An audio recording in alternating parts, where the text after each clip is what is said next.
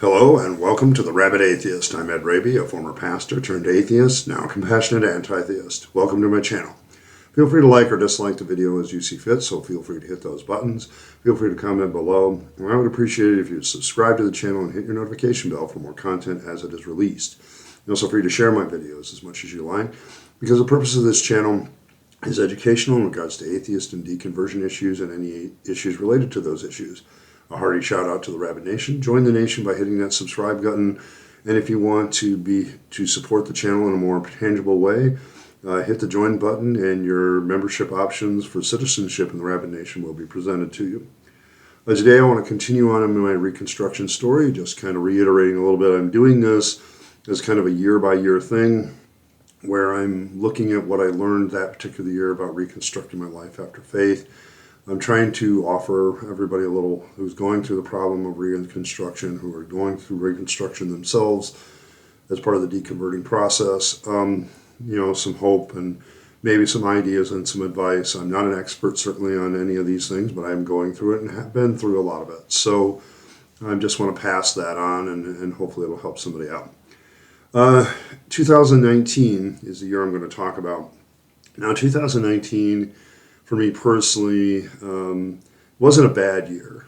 It's probably the last year that I would say I haven't had a bad year where something catastrophic has happened that's really kind of, been, detrimental to my life. Okay, 2018, of course, had been a bad year because of the whole leaving the church and all the stuff. 2019 felt like I was righting the ship a little bit, and to use the foundation, rebuilding analogy, I was kind of looking at the few last building blocks that were in my foundation of this house that had been destroyed by fire pretty much and hit with a wrecking ball. And I was looking at them to see if they, assessing whether or not they could really be of some value to me still. From an event standpoint, my wife and I continued counseling until about March, April-ish. We had been in counseling since October, and we kind of brought that to an end. And the reason we brought it to the end is what we told everybody, is we just didn't have the money for it. But in truth, I think the real reason it stopped is my ex-wife kind of soured on the idea of counseling, because we were getting to that point of counseling where the counselor was kind of trying to get her to open up about her real feelings about what happened with the affair and things like that, and she just did not want to go there. And I was kind of getting frustrated because the counselor was a Christian, and we had actually had a couple, tiffs, I guess, in the counseling sessions over that. And so I was kind of frustrated with it anyway, and I would have gone to a neutral, secular counselor with the religion thing in a heartbeat, but it just didn't happen. I think this was probably the first mistake that we made in our marriage. I don't know if we could have gotten help and it would have worked it out, but I was starting to begin to think, looking at this foundation stone of my marriage, of looking at it from a standpoint of, I don't know if this is going to help me or help her. I mean, I was really trying to look at it from both sides. We did celebrate our 30th anniversary that year, and we went on a week, we got a week of vacation, got away from everything, spent some time together. But even on that, I was starting to feel like the intimacy level was strained, not just, from a sexual point of view, but also mentally, emotionally. There was just this wall still between us, and it just wasn't working. I was, of course, at this point deep in the clergy project. I was getting the career counseling that eventually this year would kind of say, okay, well, Ed, you can be a teacher, you can be a writer, and you can also be some sort of political, social activist. Okay, that seems to be your vein. You can use some of the skill sets of being a pastor, public speaking, organization, things like that, and still put it to good use. And I have to give props to the career counselor. She realized that I needed a new direction completely, and she steered me along that path. And the 12 weeks I got for free kind of got me started, but it didn't, I didn't finish the job, but it gave me all the tools I needed to do so. The real thing that started that year that really kicked off was therapy. I think I started it a little bit in 2018. I don't know what the My therapist would probably have the records, but therapy that year was forget the expression, but it was a godsend. It was like it was the thing that I really needed, because she decided, somewhere in April, she said, "Well, I know we're coming to the end of the 12 weeks, but I'm going to take you on pro bono. I think you need it, and I don't want to just drop you here because there's definitely some issues that you're going to need some help with." And so that's when I entered that long-term relationship, and it's been an incredible benefit to me. I do pay her a little bit now, but at the time it was like, I don't know if we can handle that. And so I continued with the job struggles. From a schooling point of view, I finished up my internship, which was very interesting. I won't go into the details there because I think they're still doing some research work trying to get ready to write this doctoral dissertation that the two people want to write together. And then I was finishing up my online classes, working at the world's largest brick and mortar, trying to find a better job. And that just wasn't working. I think I was dealing with some of the beginning stages of ageism because I was hitting 50. And I don't know, there's something about somebody turning 50 that people kind of look at you and go, "Well, how long are you going to be around?" I'm like, in today's day and age, you can be around until you're 95. I don't know why this is a problem. Maybe you need to change your mentality a bit. I just don't know that the thing was going to work out. That was about this time that going to Texas became an option on my table. My friend was talking about all the opportunities. I applied for some of them, didn't work out. I also started Texas Teachers. I said, okay, well, maybe that'll work out.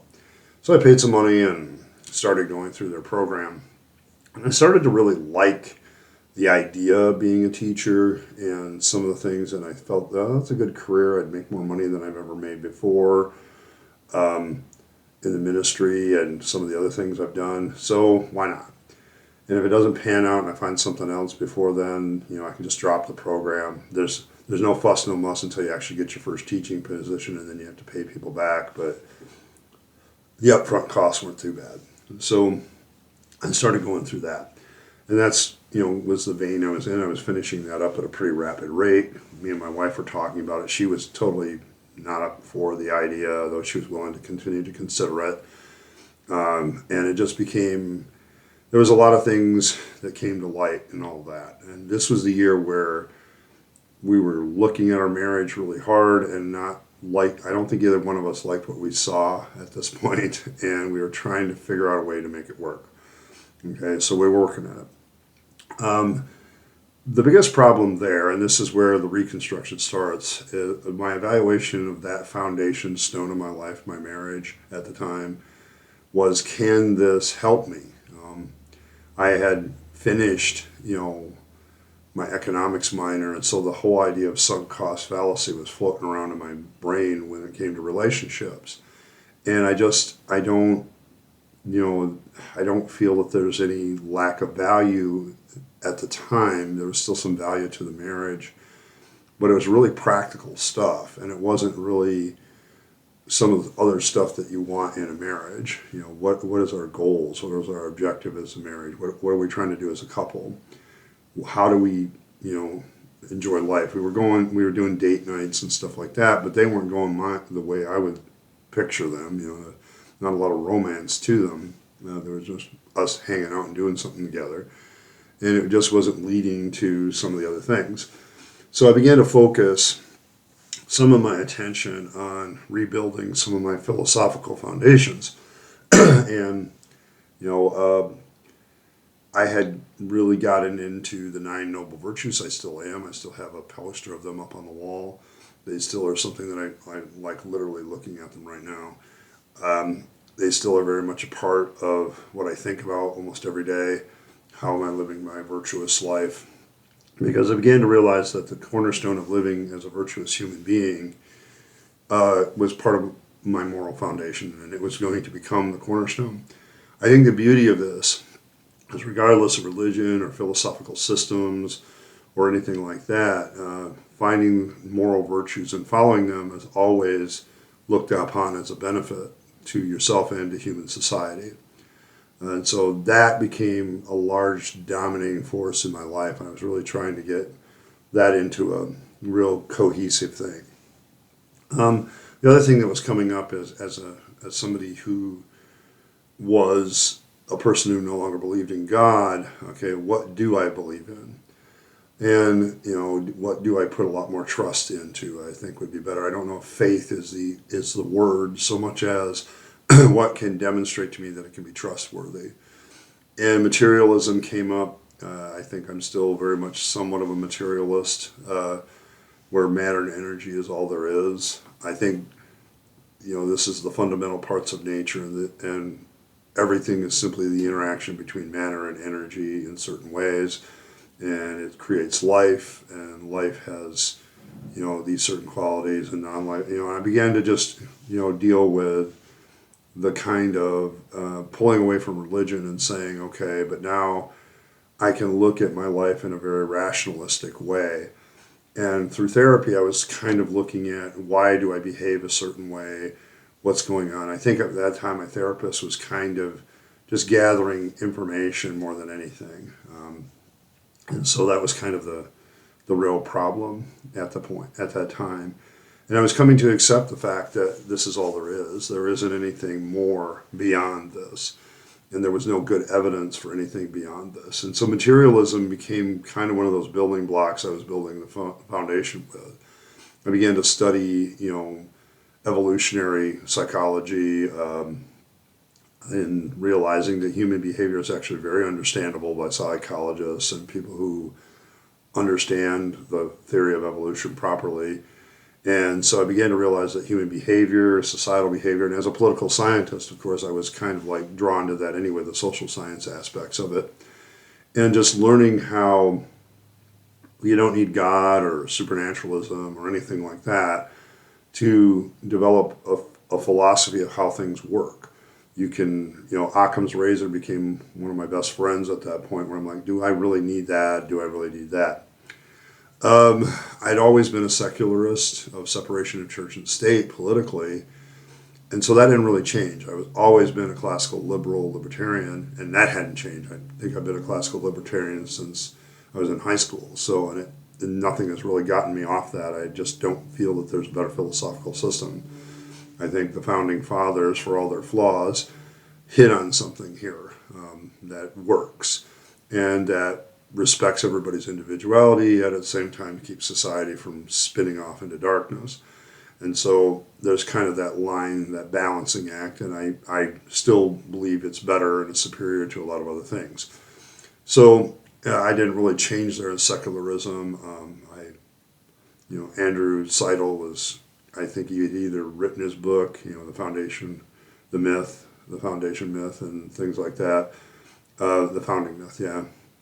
And it just, I read that book. I started to like it. I realized that there was some good things there, getting past all the mythology of how this country was dealing with it. So my philosophical, political foundations hadn't really changed. It's just the objectives changed. I think socially that led to me kind of going, okay, do I have a reason to dislike certain groups of people anymore? And it was this time in my life, I was like, well, I don't really care about LGBTQ stuff because, live and let live. I don't have any reason to hate those people or think they're bad for society. I was being very cautious, though, I didn't want to just jump into the liberal bandwagon on a lot of issues. In fact, I made the decision pretty early on in my Reconstruction that I was going to take things issue by issue, that I wasn't going to just... To me, the whole problem with religion is you kind of get into this herd, tribalistic mentality, and I wanted to avoid that. And I think, liberalism has its tribe, okay? To you liberals out there, I think you have to acknowledge that there's a tribalistic mentality of because the conservatives take this view, we're going to take the opposite view. We're not going to examine the opposite view to see if it's worth the crap. We're just going to take it because they're against it, so we're for it. And I don't think that that's any more, because liberals often criticize conservatives as hicks. Not all conservatives are hicks, okay? That some of them have pretty well-developed thought processes. And it really shows that your kind of hickish mentality as a liberal, for instance, if you just embrace something because the other side's against it, or vice versa. They're for it, so you have to be against it. And I think a more rationalistic approach is to sit down, and this is where rationalism was coming into my forefront a lot more. Excuse me. Where I was really looking at each issue. Okay, what are the issues of this issue? What's the morality of this issue? What are the facts? What is the information that we have? And a lot of times I would end up with, well, I kind of lean this way, but I'm not fully in that camp, and I think the other side has some valid points. Okay, so, and that's why I get into a lot of trouble sometimes every once in a while on this channel, because I'll take a political view, and it's like it seems like I'm fence riding, but it really is, I just haven't come to a decision about it because there's good information on both sides. So there's that. Naturalism became part of my life a little bit more as I embraced more and more science. At this time, I think I can't remember if Aron Ra had finished his series on systematic classification of life, but I know that I was watching a lot of it, and I was coming to an even more hardline stance on, well, we just don't really need a God for things to happen, okay? And I'd already kind of come to that conclusion philosophically, but as materialism and science and things like that began to be more and more part of my life, I began to realize that, that things were changing in my philosophical foundation about this stuff. That everything's a part of natural properties, causes, orders, and the supernatural and spiritual explanations were just woo and nonsense. I was reading The God Delusion by Richard Dawkins at the time, and I was also, again, I had read it while I was still in the pulpit, but I was now reading it again with a little bit more paying attention to the idea of, do we need these ideas? And I began to realize that a lot of woo and a lot of religious belief is, I think, a leftover remnant of other things that are good survival traits, like belief in agency rather than non-agency. When you see the grass move, for instance, it's better to assume there's a lion or an enemy tribesman or something there than to assume that it's some sort of nothing. Okay, natural forces just moving the grass, because that's a survival trait. If you assume agency, then you're prepared if it is an enemy or a wild animal or something to that effect. And so the assumption of agency, okay, well, the grass moved, but there wasn't like a human or a lion there, so it must have been a god.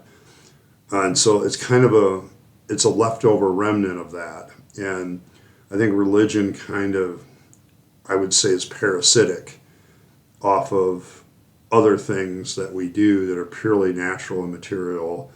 And for years, we just didn't have science as a tool and other tools like that and rationality. So we came up with very bad reasons. I think I agreed at that point. I realized I agreed with Christopher Hitchens that religion is our first and worst attempt to try to understand the world. And so naturalism became more part of my life.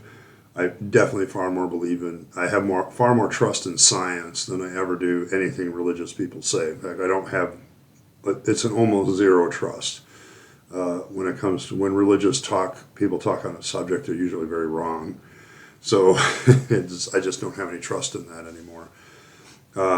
Discarding creationism, embracing a more, Big Bang cosmology and evolutionary reasons for believing, because, there's data and observable data, records, peer review, processes that kind of like, we're not going to just take your word for it. We're going to make sure we prove it. And that mentality became more and more part of my life. When you understand the philosophical underpinnings of this channel, the Rabyd Atheist, this is the year where those philosophical underpinnings were being developed. Okay, very much a science person. I'd always been a science geek, but now I was realizing how much I had missed out on. I think if I could go back in time and make that zigzag decision, I would have become like an engineer or something, building things, and I would have probably gone into aerospace, because I loved rockets and stuff. Who knows? I'd be working for Elon Musk or Bezos or NASA or somebody, but it would have been something that I wanted to embrace. Or maybe I would have started my own little rocket company on the side doing something else. I don't know. Because a lot of that was robbed from me by becoming religious and focusing on being a pastor instead of doing something more useful with my life. And morally, I began to realize how much subjectivity is in morality. But at the same time, we do come up with objective rules. For societies, we have laws that come out of those subjective discussions. If I were to lean some way right at this moment, I would say that there's subjective desires that turn into objective moral rules and frameworks from time to time. But not everybody agrees with those moral objective frameworks. So there's a lot of subjectivity in morality. And just accepting their subjectivity in morality was a big move. I know that there's atheists who are moral objectivists. They believe in objective morality. So, and they have a case for that. So that it's an outplay of society and social things and like that. So there is that element to it.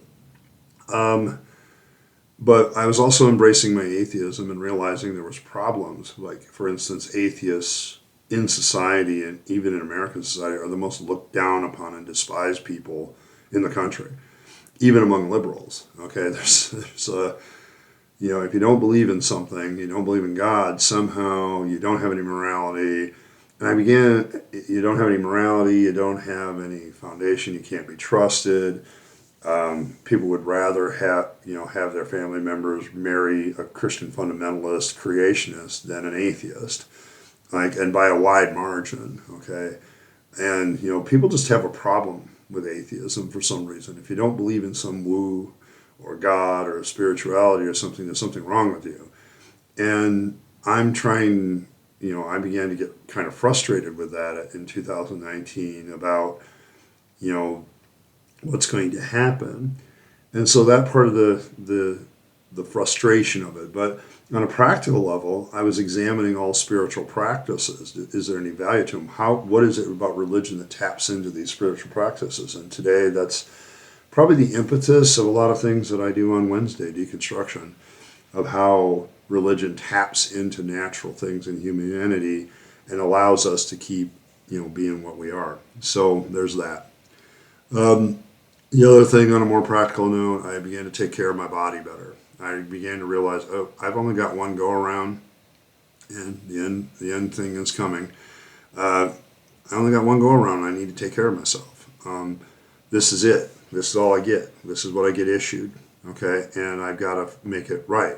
Now, maybe someday technology will allow human beings to transfer their brains and consciousness along with it to another body or a clone or something that allows them to avoid rejection and stuff like that. But at this point, we don't have that. It's a nice scientific fiction thought that I love reading about. But, I began to realize, I need to take care of this. If I want a long, full, healthy life with a lot of enjoyment, because I do enjoy life a hell of a lot more than I did as a theist. So as an atheist, I definitely appreciate it far, far more.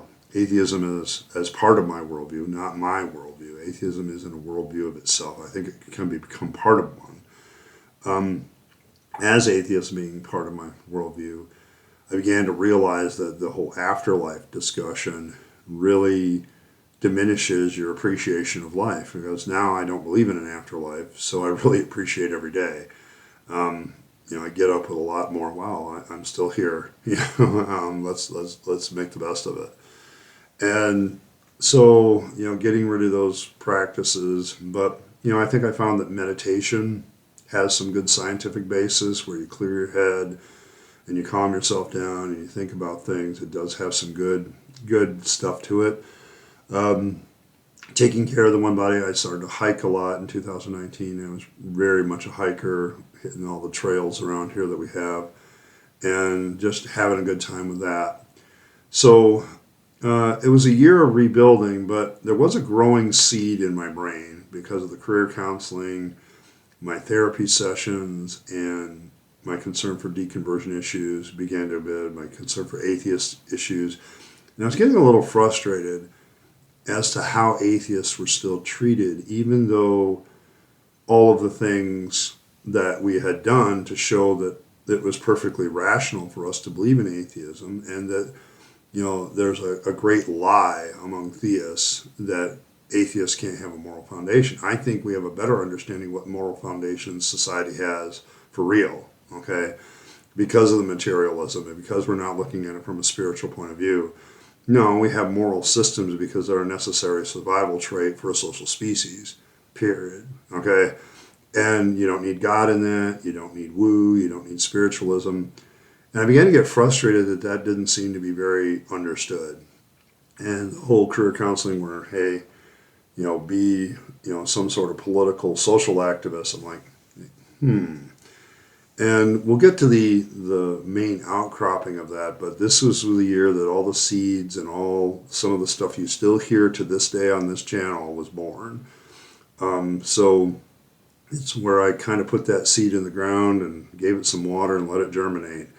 And, it led to this channel. But I'll talk more about that next time when I talk about 2020, because that's the year that this channel started. And I want to talk about some of that and also some of the things that were happening in my life. And, of course, the big, ugly C-19 issue that happened that year and how that affected a lot of things. But I think I'm going to cut off the story at this point because this is kind of where I think I've hit all the high points of 2019 and things I was learning and changing. So, but for those of you going through this, understand that change is kind of coming. It's the one consistent thing of life is change. And that is probably more true for somebody deconstructing and reconstructing after doing the deconversion process. So hang in there, be patient with yourself. That was the one thing I was really learning on a more emotional level, is to be patient with myself and not be so frustrated at my desires and things like that. So, not coming to fruition. That's life. Okay, that there is no master plan for your life. Okay, there just isn't, and you got to start making up your own plan for your life. And 2019 was me starting to come up with a plan for my life. It hasn't gone well sometimes, and it has gone well in others.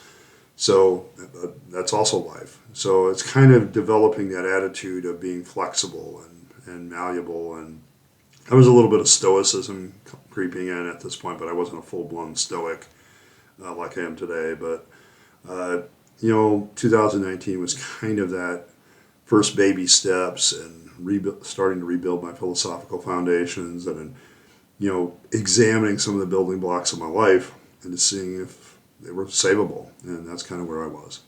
Well, I'm going to cut it off here. We'll get into 2020 next time.